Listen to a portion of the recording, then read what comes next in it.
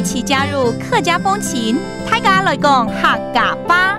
Hsinchu County is home to two big players in the food culture of the Hakka people, grass jelly and dry persimmons. Every year, Guanxi Village hosts the Grass Jelly Festival, keeping close with its Hakka roots. Visitors can also check out the Grass Jelly Museum and Ecological Farm, where they can make their own products from the versatile plant. And dried persimmons of all kinds are made in Xingpu Village by shops as much as 3 generations old.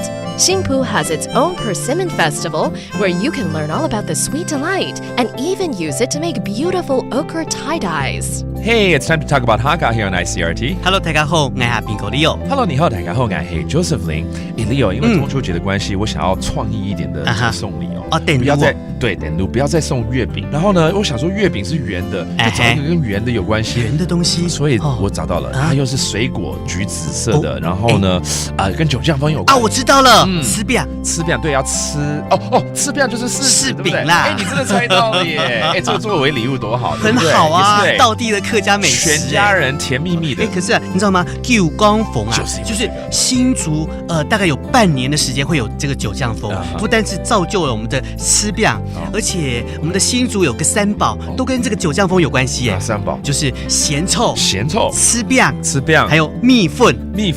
等一下鹹臭好像是我也很喜歡的東西，叫仙草，對不對？對。然後吃的餅我們都知道是柿餅了，後面那個是米粉哦。對啊，而且你知道嗎？現在我們都把一些新的觀念帶入到這個美食裡頭，所以現在有金紅色的，看起來就特別討喜，對不對？而且還有其他的一些產品，像什麼冰棒啦、柿子乾啦，還有說的柿霜，你看像這些東西就帶給這新竹地區很大的一個商機了。是啊，而且每年他們都還有舉辦柿餅節，哇，厲害！除了這個柿子之外，那個仙草也不錯啊。仙草已經不再像以前一樣需要很長時間來燉煮，現在有那個濃縮好的仙草濃縮汁，還有那個仙草粉，所以你可以直接用沖泡的就很好了。沒錯，自己 DIY 就好了。沒錯。